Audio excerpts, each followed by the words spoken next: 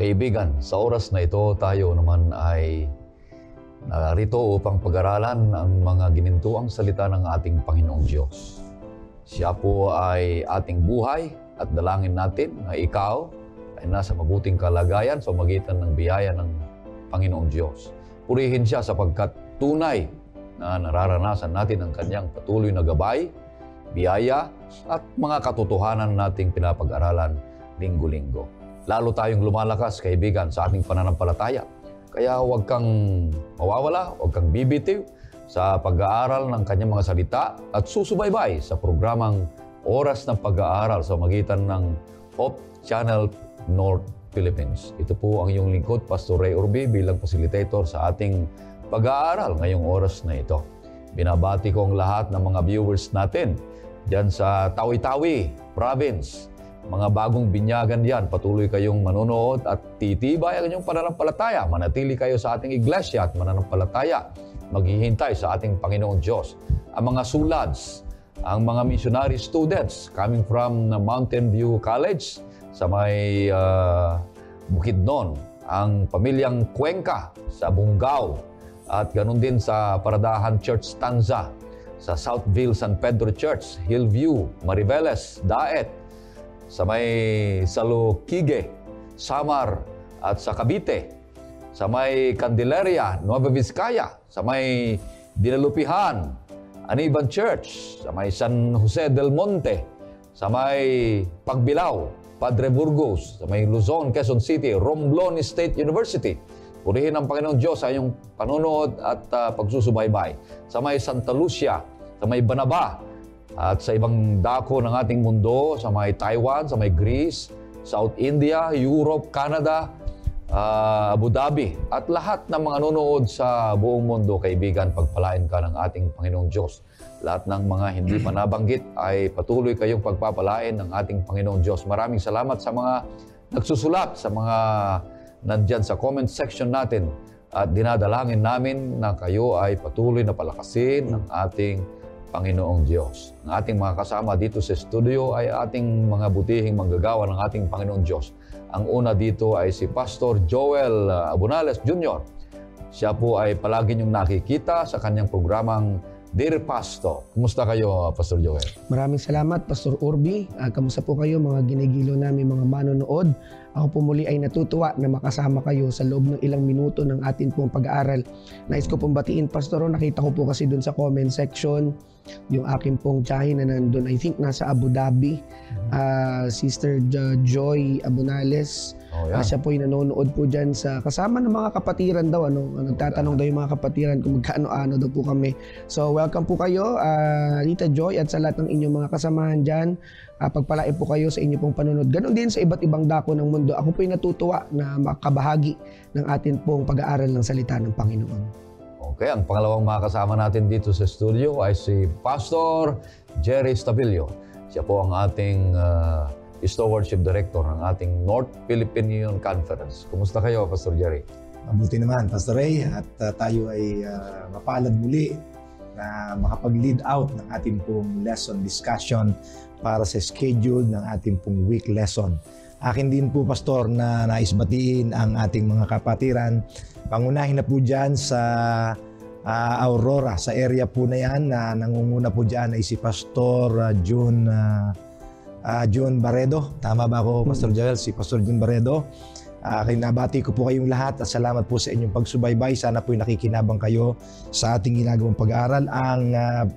Ang area po ng Bulacan, si Pastor Ernie Marin, ang ating mga kapatiran dyan, at salamat po sa inyong pagsubaybay. Ang Resultay family mula po dyan sa Mariveles at ganun din po sa Dilipuyan.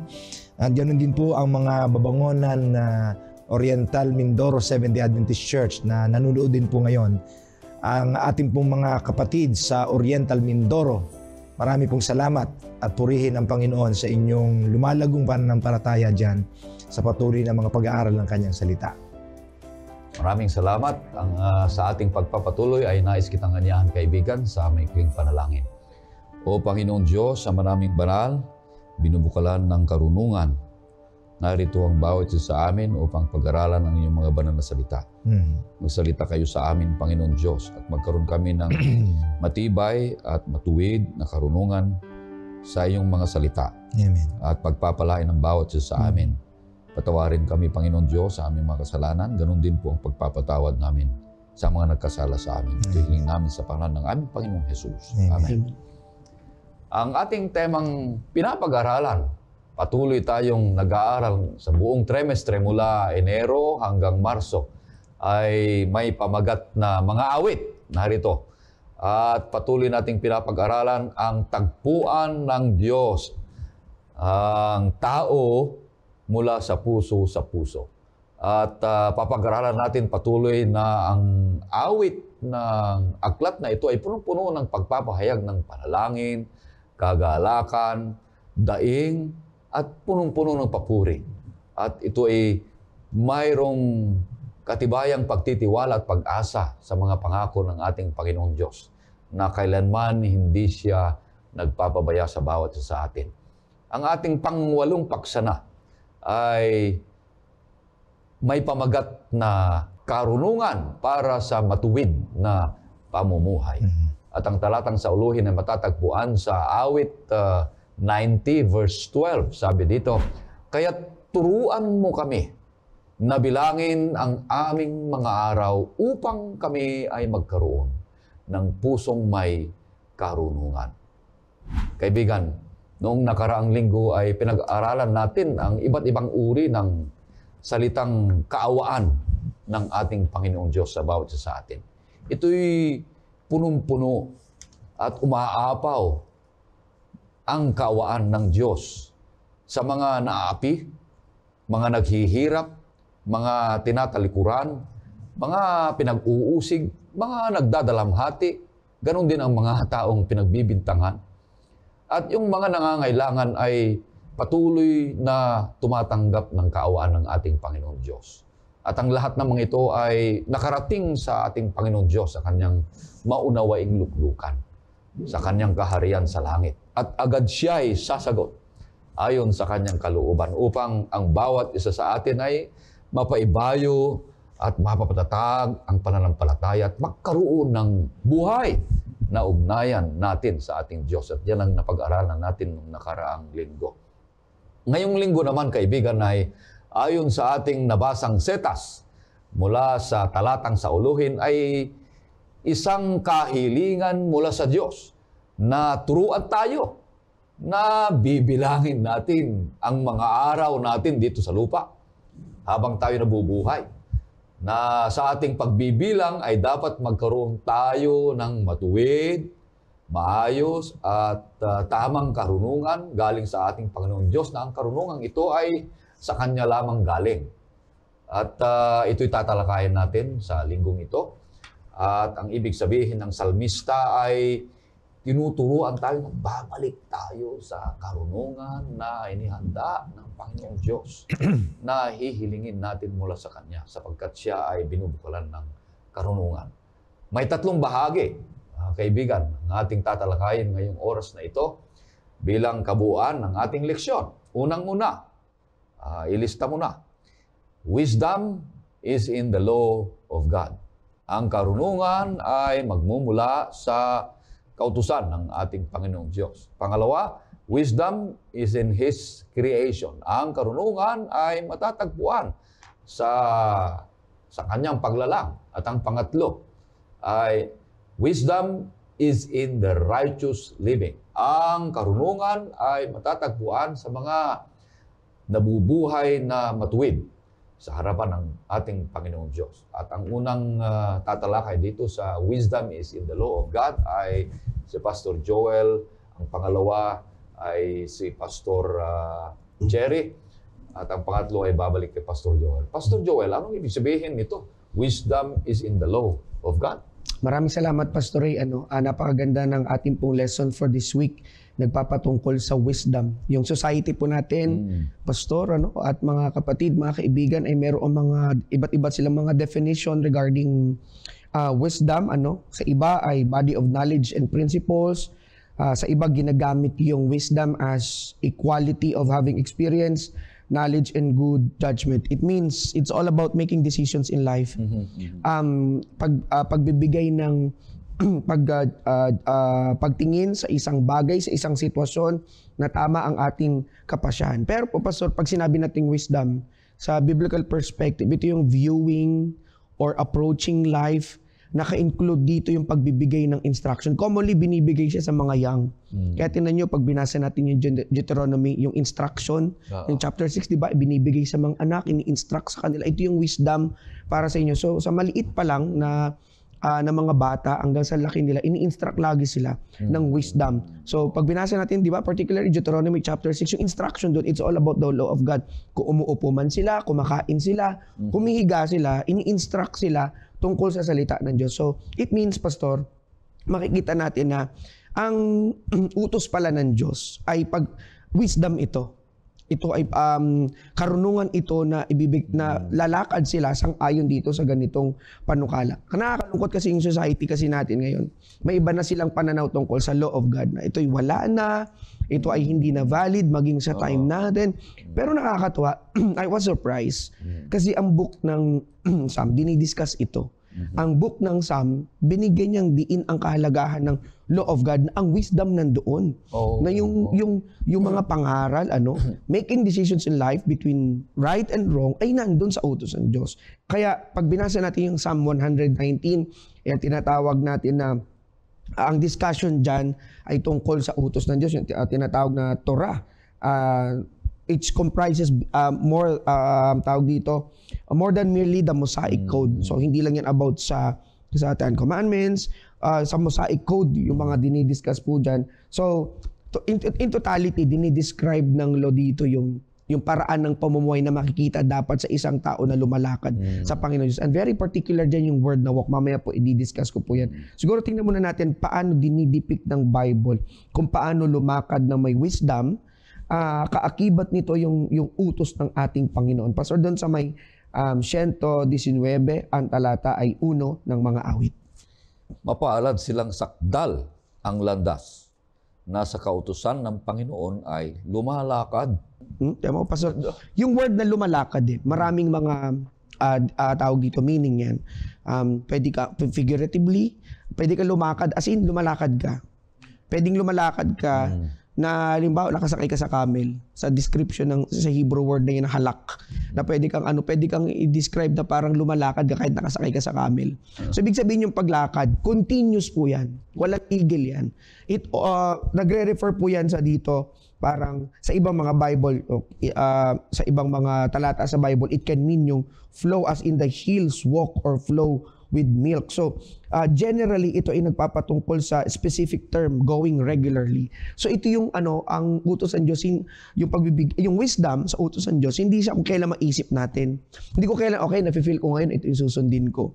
Hindi yung kung kailan nafe-feel mo na, okay, sa sunod na araw, ito naman yung utos sa susundin ko. Hindi ganon. Yung word na halak diyan, yung walk, di ba, lumalakad. Patuloy. Patuloy. Walang putol po yun. So dito, walking, ang kagandahan pa dito, Pastor, may binabanggit dito na yung pag-maintain. Paano mo i-maintain yung paglakad?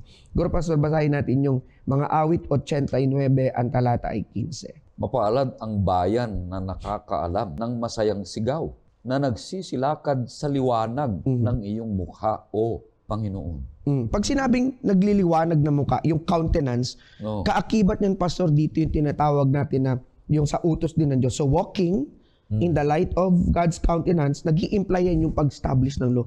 Kaya napaka-surprising talaga yung dinidiscuss ng mga awit. Pag binanggit yung countenance ng Diyos, it means pagpapatibay, pag-uphold ng utos ng Diyos.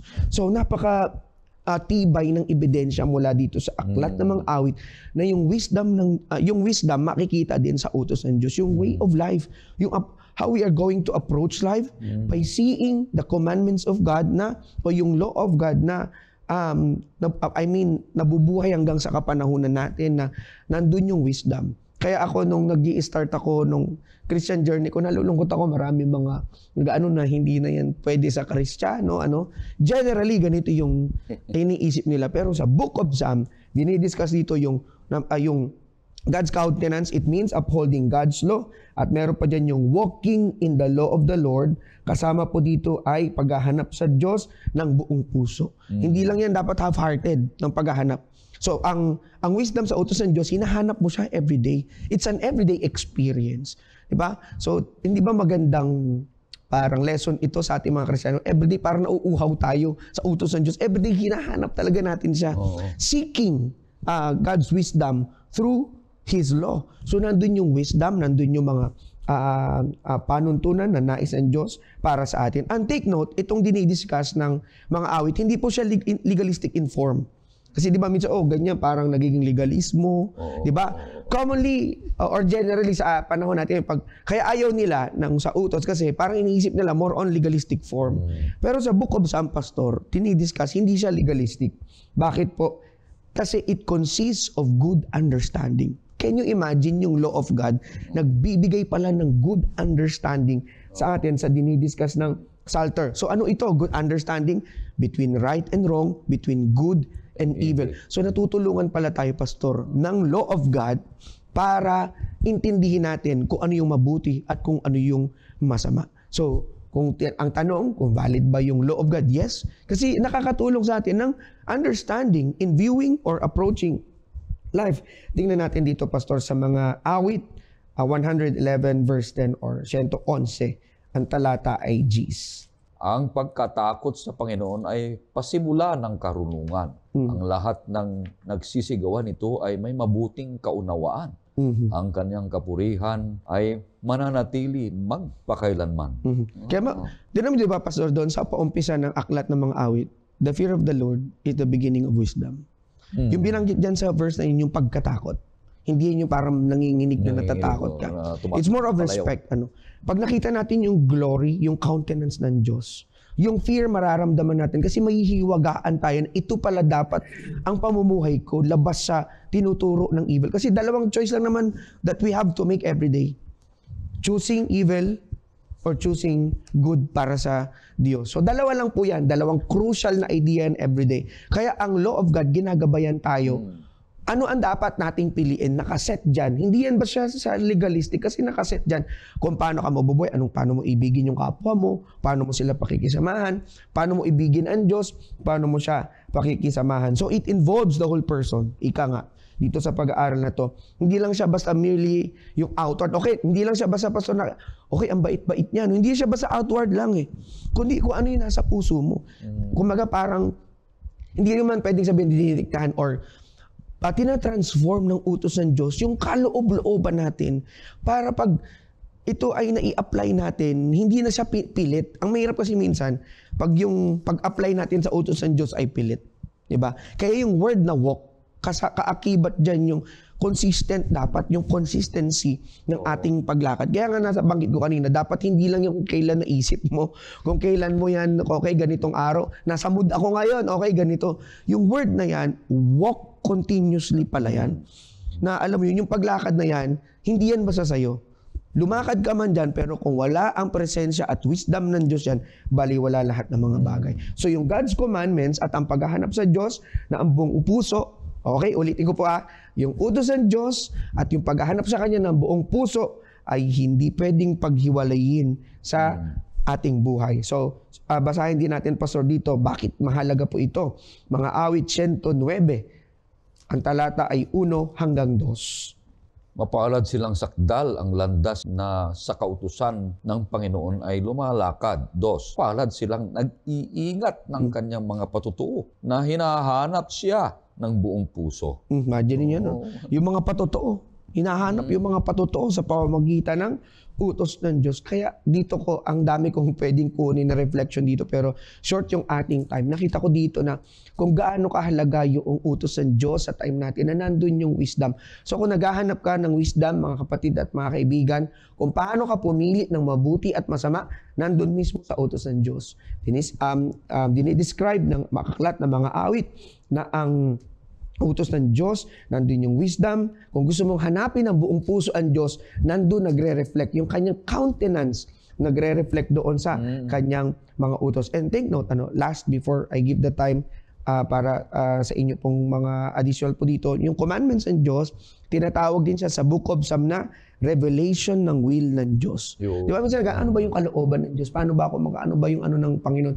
Andito pala yung kalooban ng Diyos, yung revelation, kalooban ng Diyos ay nahahayag sa kanyang mga utos. For what reason? Kasi ito ang nag-i-instruct sa mga tao kung paano sila mabubuhay ng tama, kung paano mabubuhay ng matuwid, kung paano mabubuhay ng may kabanalan, at paano mabubuhay ng may freedom.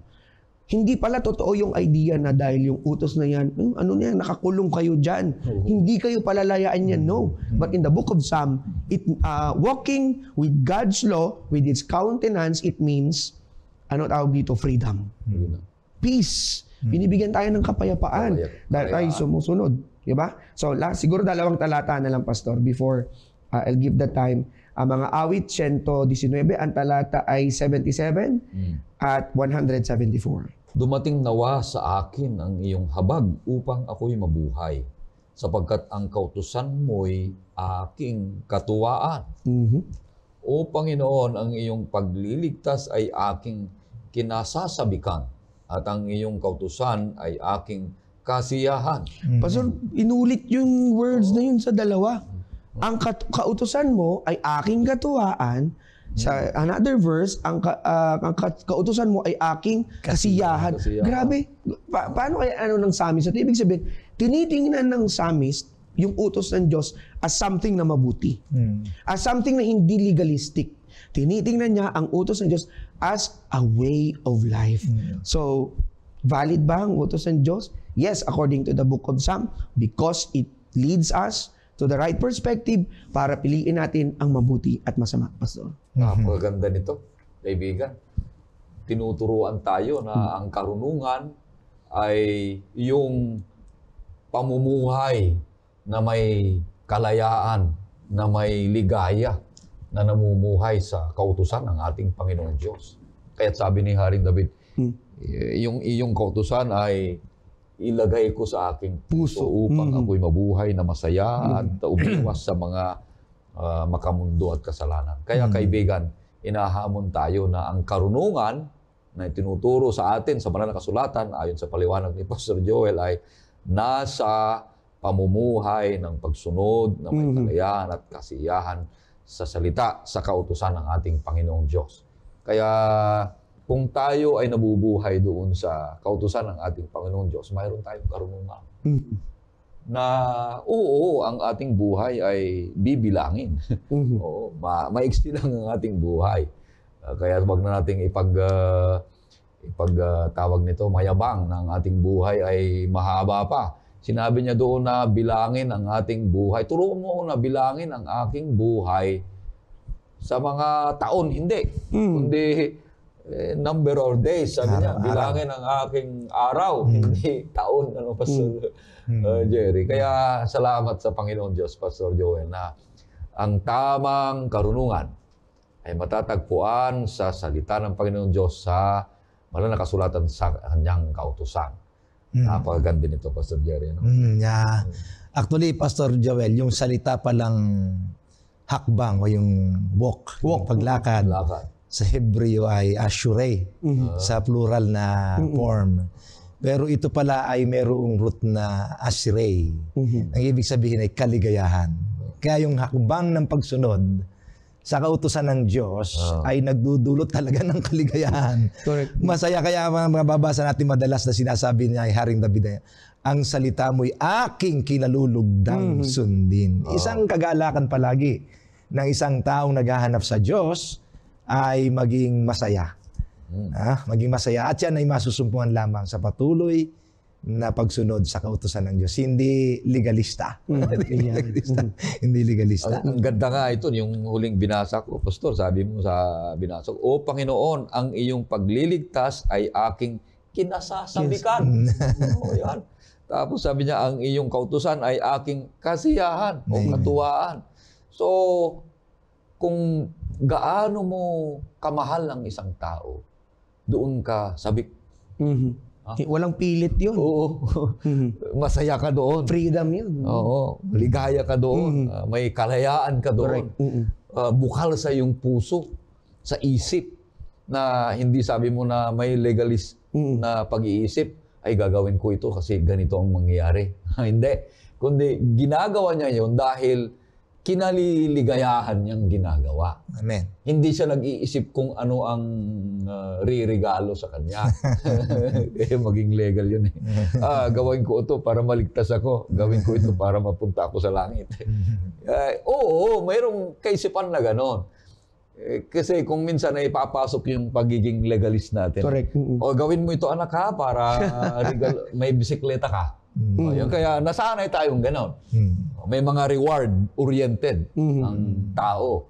Kaya minsan, kaya pinagbabawal ang 10 utos o kaya kautusan dahil yan, may reward. Oo, tama yun. Pero ang pinaka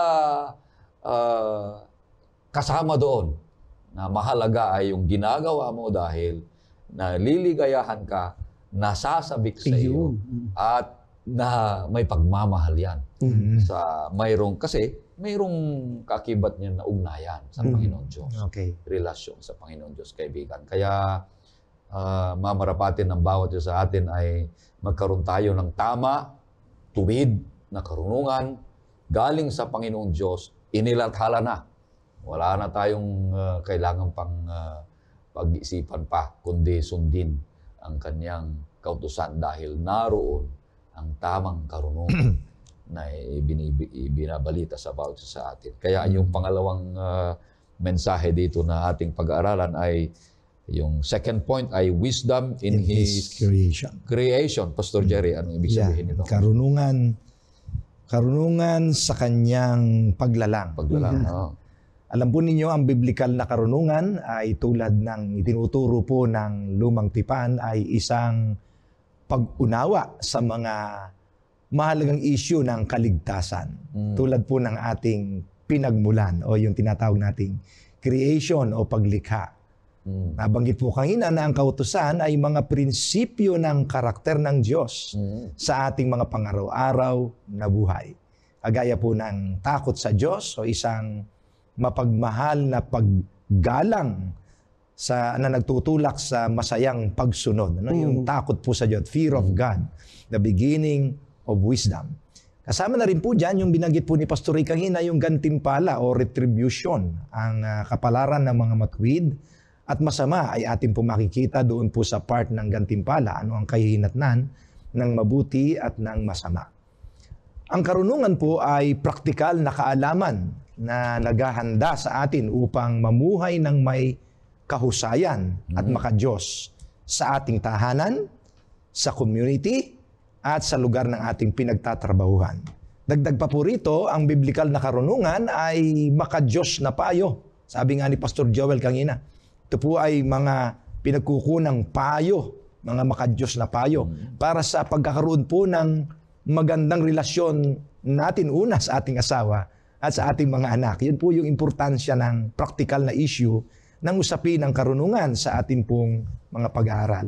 Ito ay ang pagbibigay sa atin ng mga prinsipyo na nagsisilbing gabay sa ating paggamit ng maaring pera at ang iba pang mga aspeto ng mga pangaraw-araw natin ng buhay.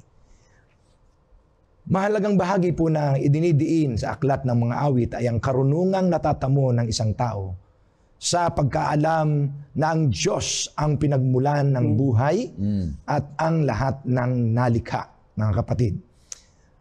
Maraming mga scholars ng Biblia ang nagkakategori o nagkakategorize ng ilang mga awit sa loob ng literaturang pangkarunungan sa kasulatan o Holy Scripture. Ito ay makikita natin din sa ating lesson. Ang iba pong mga salin ng mga Biblia ay nagpapahayag ng literaturang karunungan sa banal na kasulatan, sa aklat ng mga awit. Katulad po dyan ng awit kapitulo 1, awit kapitulo 19, kapitulo 32, 34, 37, 49, 73, 112, 119, 127, at 128 at 133. Ito po ang mga awit na tinatawag nating literatura ng karunungan sa aklat po ng mga awit. Ang mga bahagi ng mga salmo na ito ay sumasagot sa mga praktikal na katanungan sa buhay na inilalantad o idinidiin ang kahalagahan ng pananampalataya po sa Diyos. Isa sa literatura ng karunungan ay ang Salmo 19. Meron kayong banal na kasulatan. Ito pong Salmo 19 ay nahahati po ito sa dalawang malinaw na section.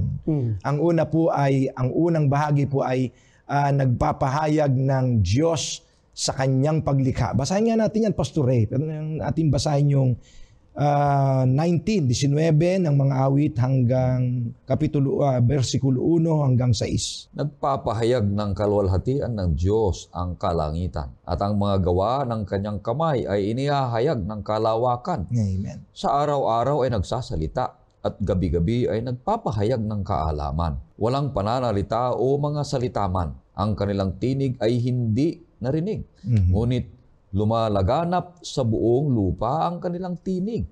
At ang kanilang mga salita ay hanggang sa dulo ng daigdig. Sa kanila ay naglagay siya ng tolda para sa araw, na dumarating na gaya ng kasintahang lalaki na papalabas sa kanyang silid, at nagagalak gaya ng malakas na tao na tumatakbo sa takbuhan. Ang kanyang pagsikat ay mula sa dulo ng mga langit, at sa mga dulo niyon ay ang kanyang paligid, at walang bagay na nakukubli sa kanyang tinig. Napakaganda, no po mga minamahal. Ito pong unang bahaging 6 ay nagpapakita na ang pagdidiin ay, ang sabi doon ay nagpapahayag ng kaalaman sa araw-araw, basta talatang 2. So ito pong mga paglalang ng Diyos ay nagpapahayag ng kaalaman. Ito po'y karunungan ng Diyos ang ipakilala sa atin ng kanyang paglalang. Naghahatid sa atin ng karunungan.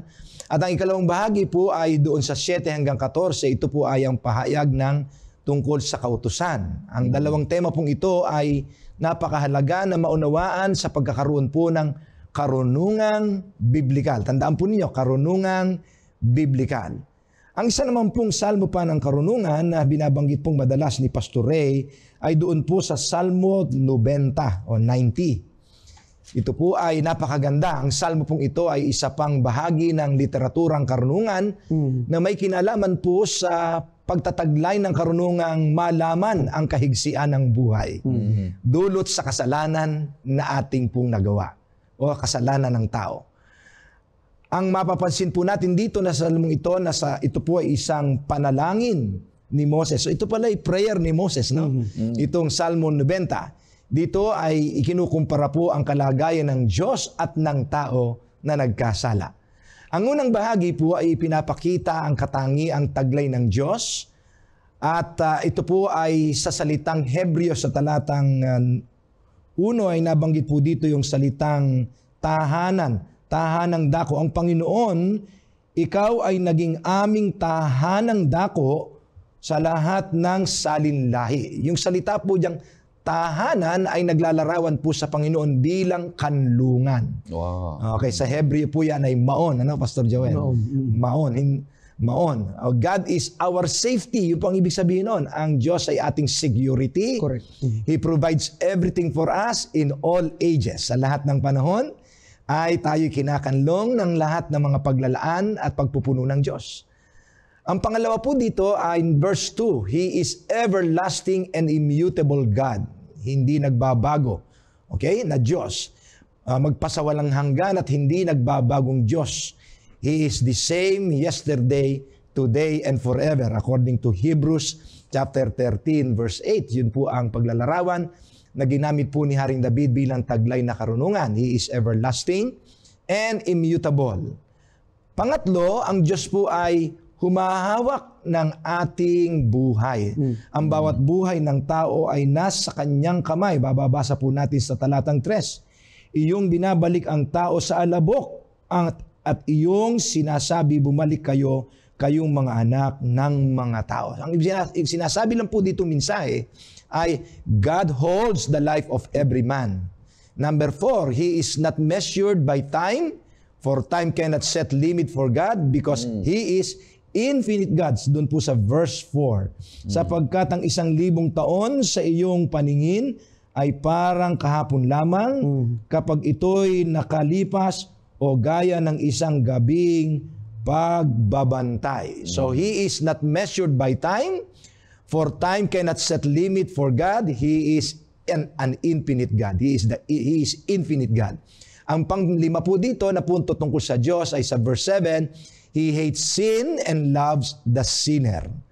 At yung pang-anim po sa verse 8, He is omniscient, nothing is secret in Him. Babasa po natin sa verse 8, inilagay mo ang aming kasamaan sa iyong harapan, sa liwanag ng iyong mukha, ang lihim naming kasalanan. So wala hong nalilihim sa Panginoon. Nababasa po natin din yan sa Hebreo 4:13. Nothing is secret in God. He is omniscient, all-knowing God. So yan po yung binabanggit dyan. Ang ikalawang bahagi po ng Salmo 90 ay kinukumpara ang kalagayan ng tao matapos mahulog po sa kasalanan.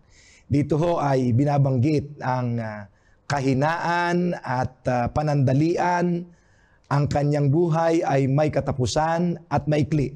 Mababasa po natin sa verse 6, frailty and transitory life. Sa umaga, ito'y nananariwa at lumalago. Sa hapon, ito'y nalalanta at natutuyo. Sapagkat ang iyong galit ay sa amin ay tumutupok at sa pamamagitan ng iyong galit, kami ay nababagabag.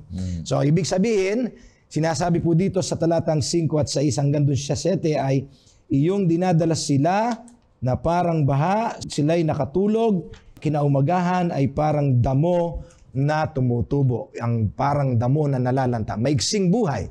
So human life is frailty and transitory because of sin. It becomes short, migsi ang buhay ng tao.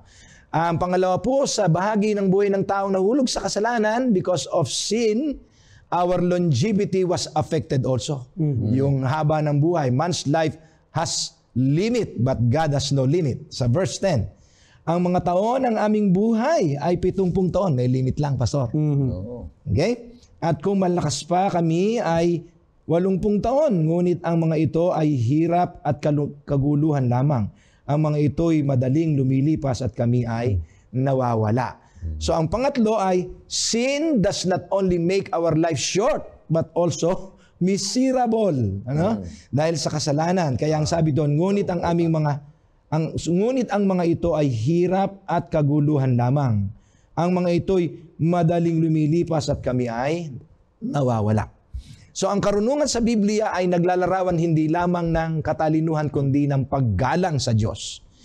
Ang mga ito ay naghahatid sa atin ayon po sa mga talatang 14 hanggang 17 na kapag tayo ay may ganitong kaisipan doon sa verse 12 na turuan mo kaming bumilang ng aming mga araw upang kami ay magkaroon ng puso ng karunungan.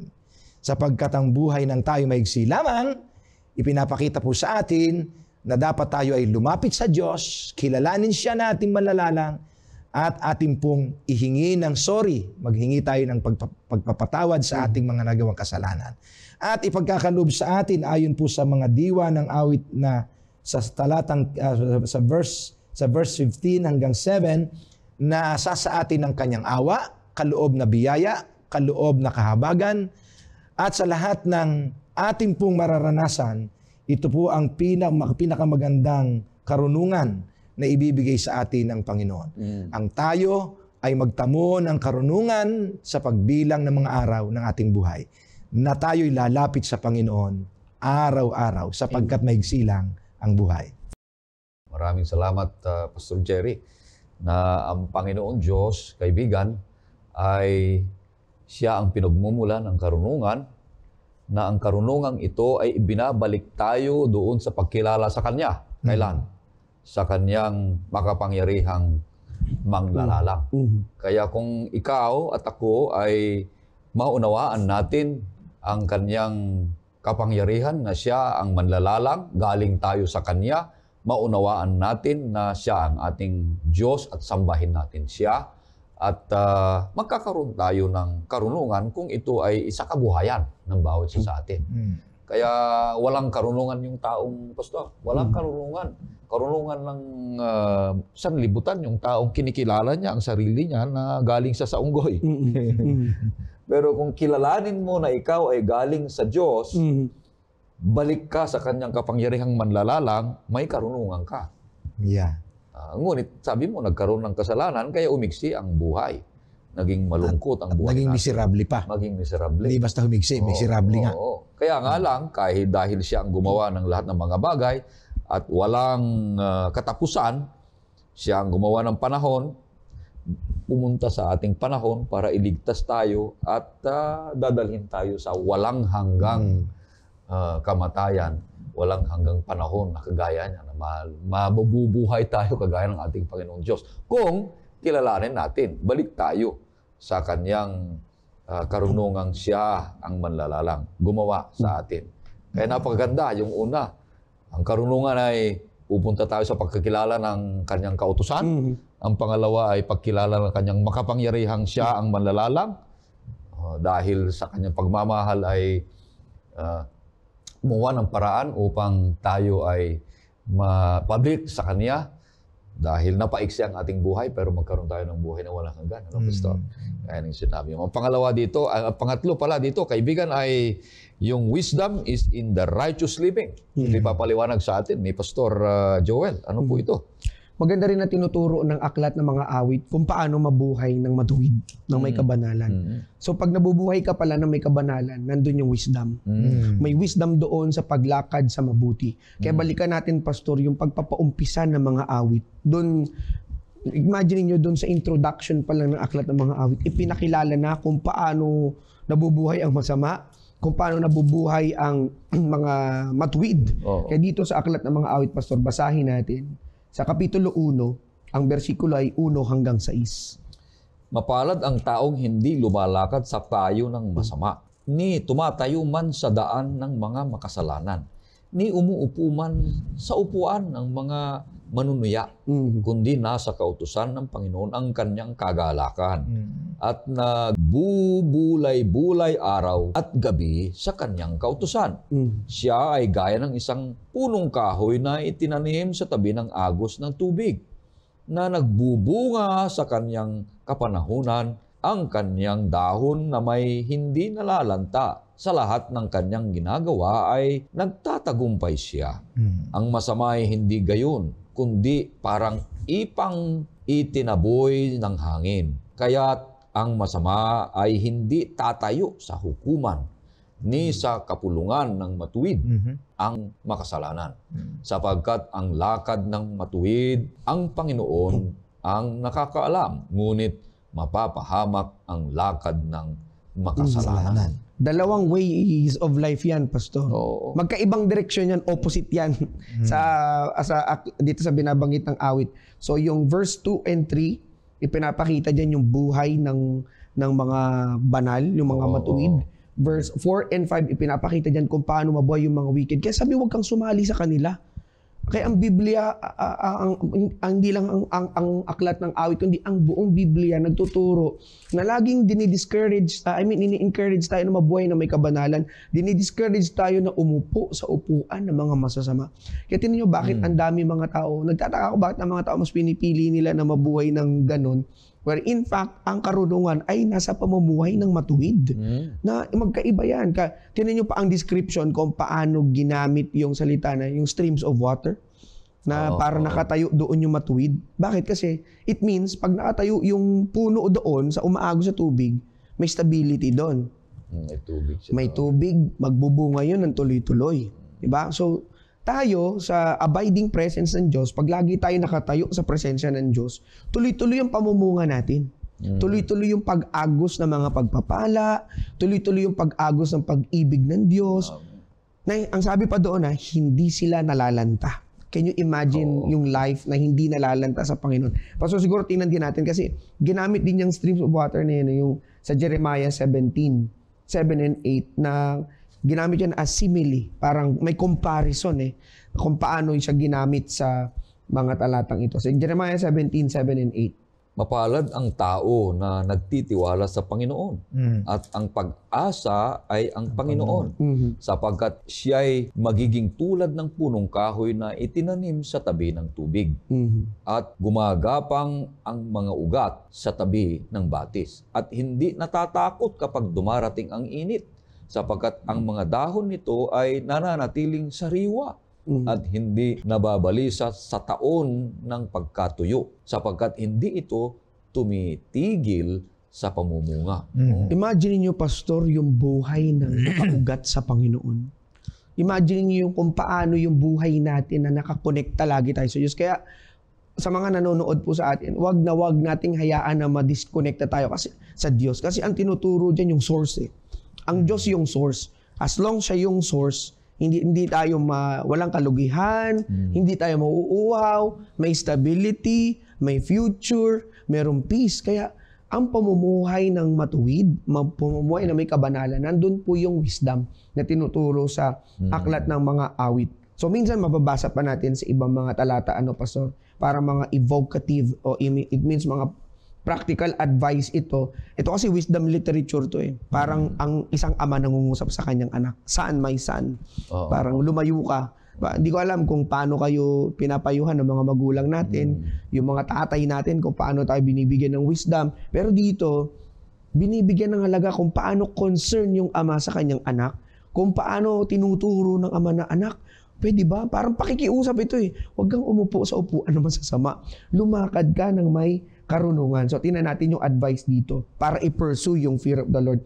Mga awit, Pastor, 34, 11 hanggang 14. Halikayo, mga anak, pakinggan ninyo ako.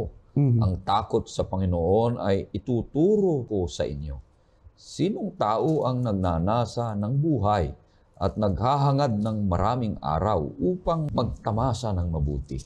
Ingatan mo ang iyong dila mula sa masama at ang iyong mga labi sa pagsasalita ng pandaraya. Lumayo ka sa kasamaan at ang mabuti iyong gawin.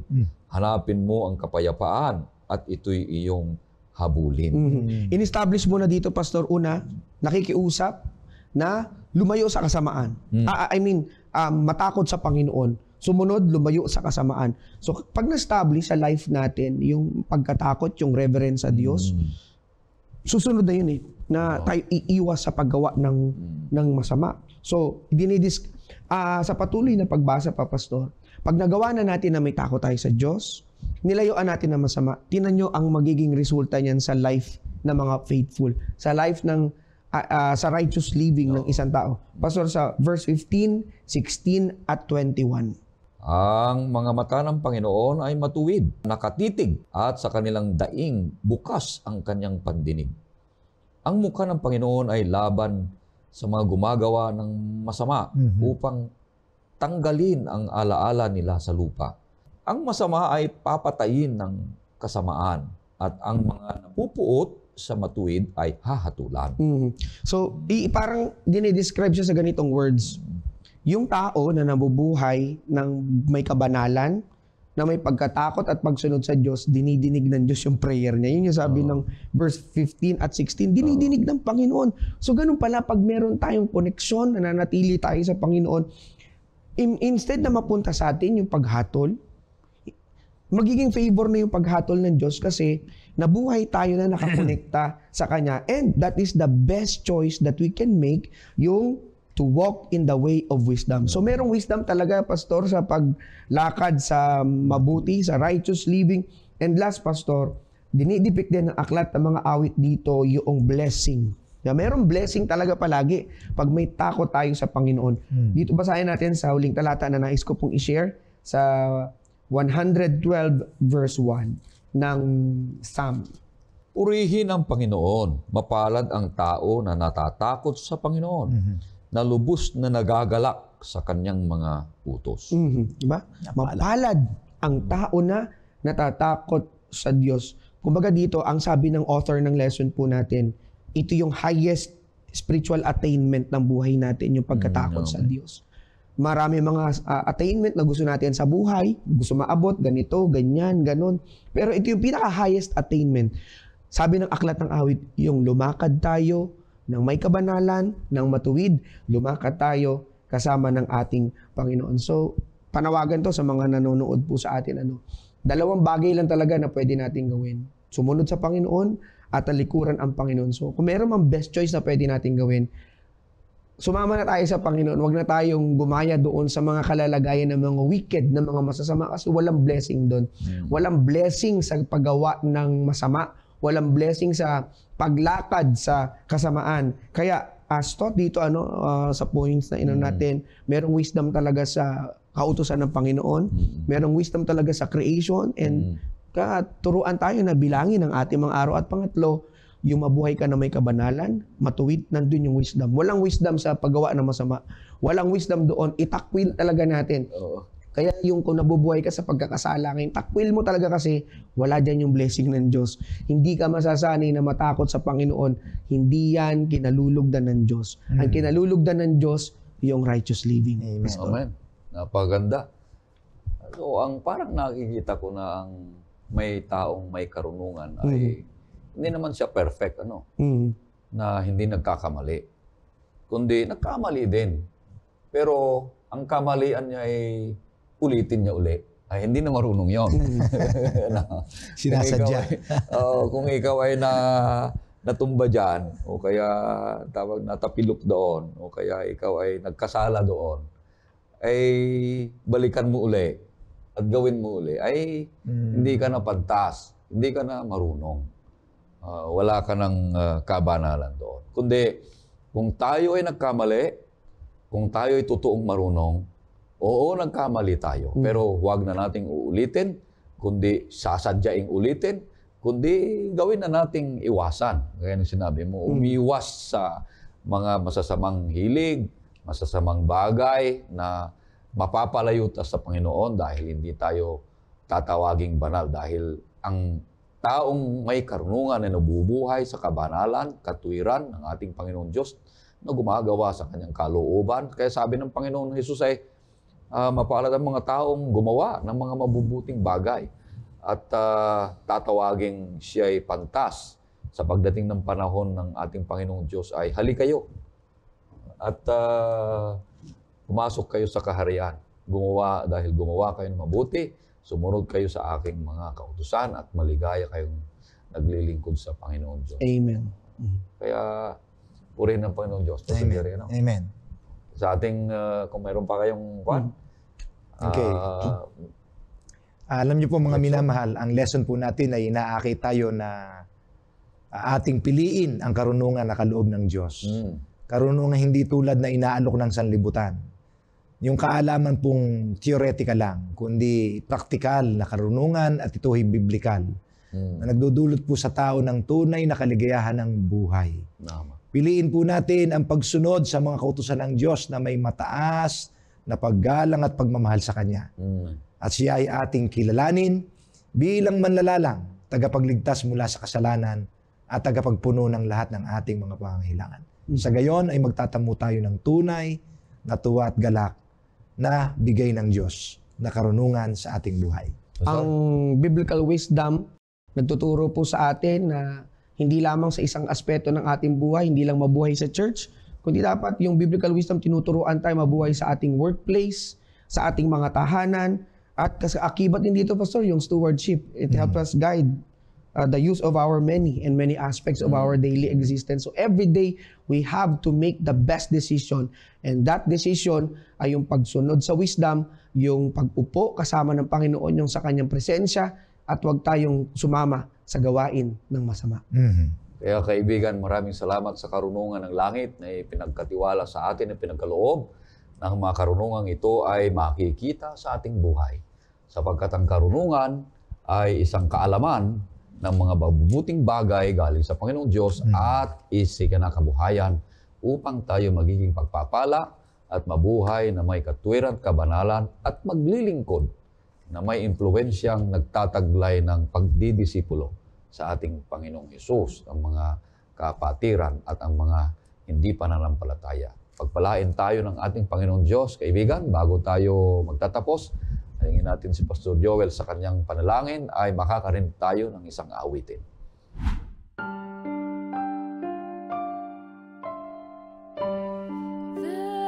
is a Savior. What joys express His eyes on mercy. His word is rest for each tomorrow. For yesterday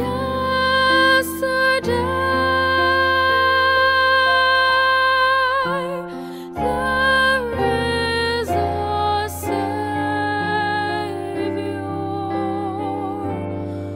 who lights our way.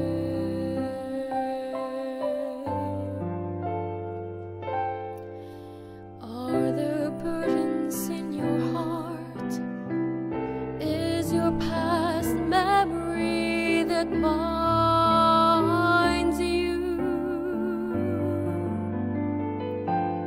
Is there some pain that you've carried for too long?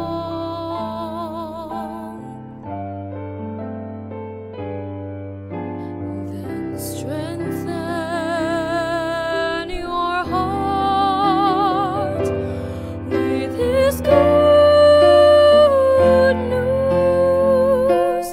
There is a Savior, and He's forgiven you. There is a Savior. What joys express His eyes on mercy. His word is rest for each tomorrow. For yesterday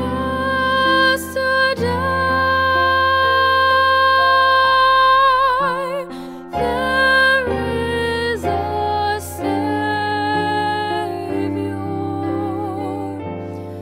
who lights our way.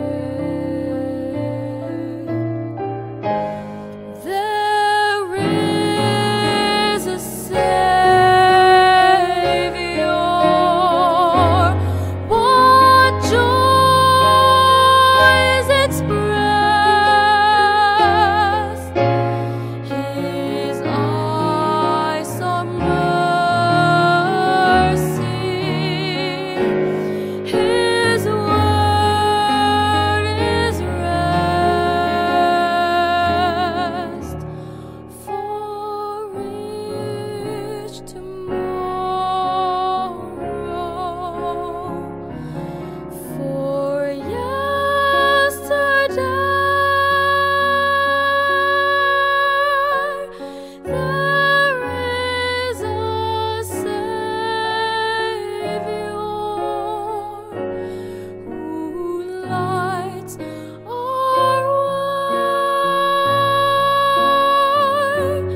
There is a Savior who lights our